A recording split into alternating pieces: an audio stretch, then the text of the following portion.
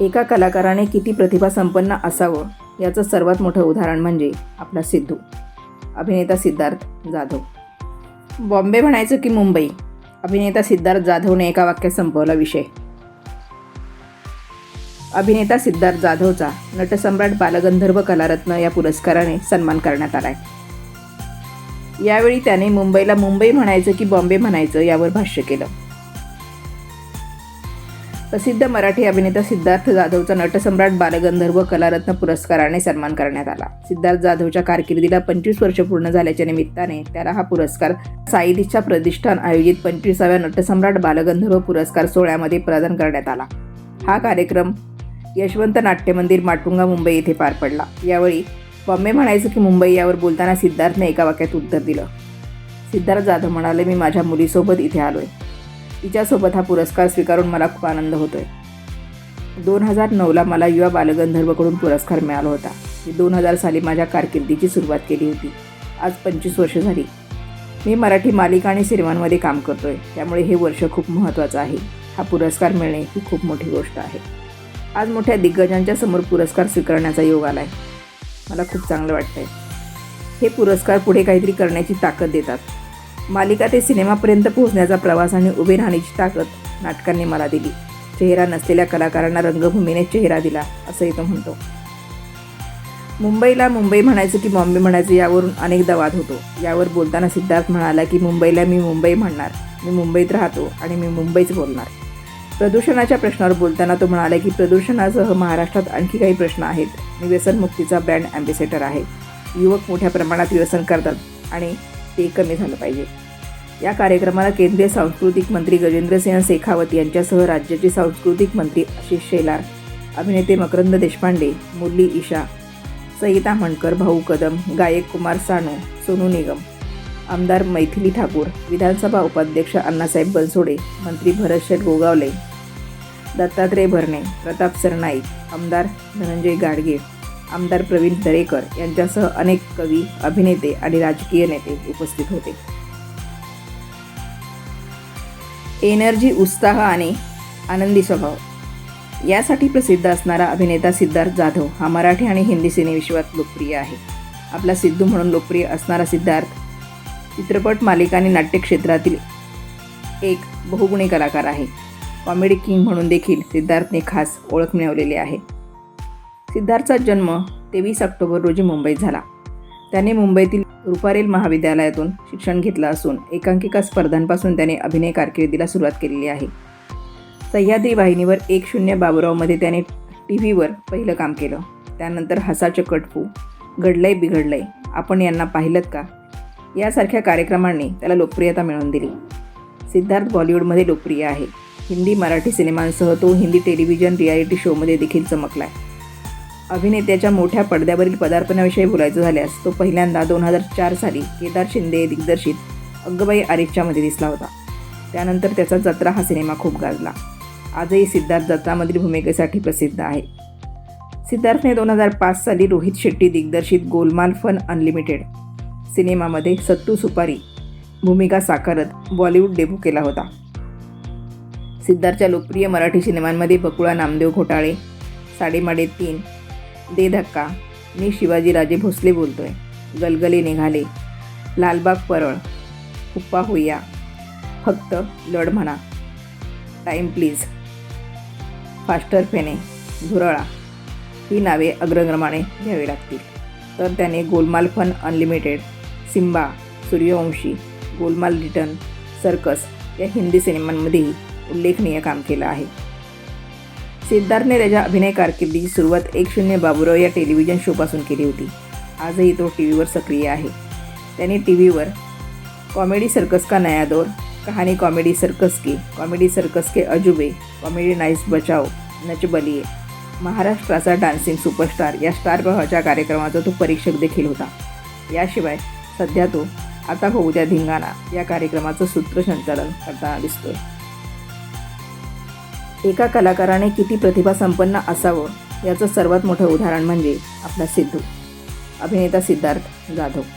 या कलाकाराच्या कलेच्या क्षेत्रातील आवाका खूप व्यापक आहे.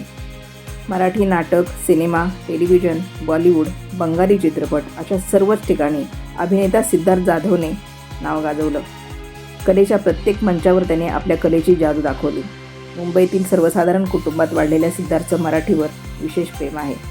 म्हणूनच मराठी चित्रपट, टीव्ही आणि रंगमंच हेच त्याचं पहिलं प्रेम असल्याचं तो नेहमीच सांगतो.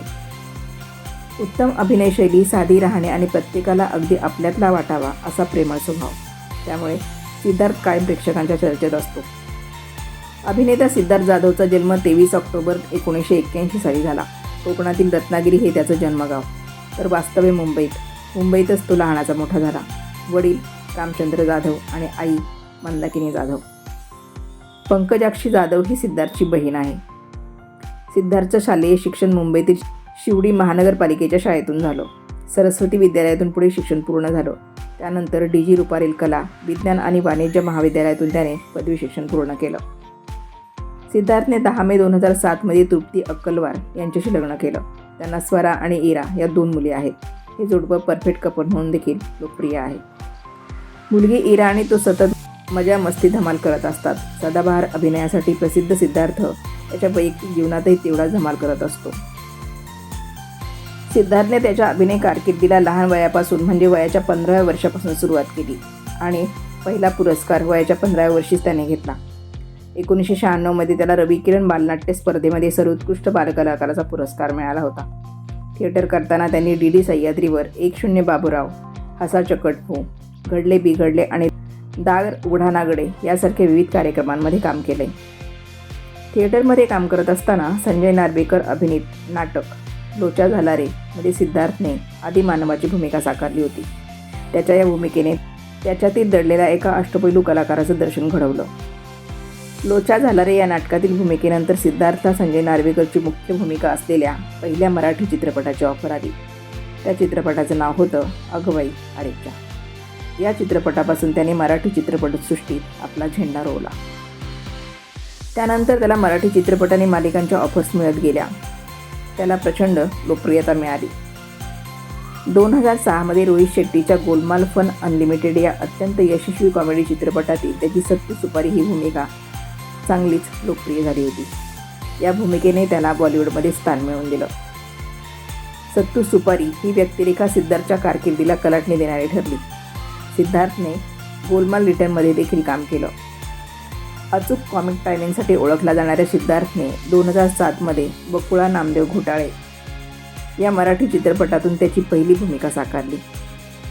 त्याचे प्रमुख चित्रपट साडेमाडे 3, 2008 मध्ये दे धक्का, क्षणभर विश्रांती, शिक्षणाचा आईचा घो, इरादा पक्का, फक्त धड म्हणा, कुटुंब, टाईम प्लीज, फास्टर फेणे, ए रे रे पैसा, माऊली, सिटी ऑफ गोल्ड 2010 या आणि अशा अनेक चित्रपटातील सिद्धार्थच्या भूमिका चांगल्याच गाजल्या.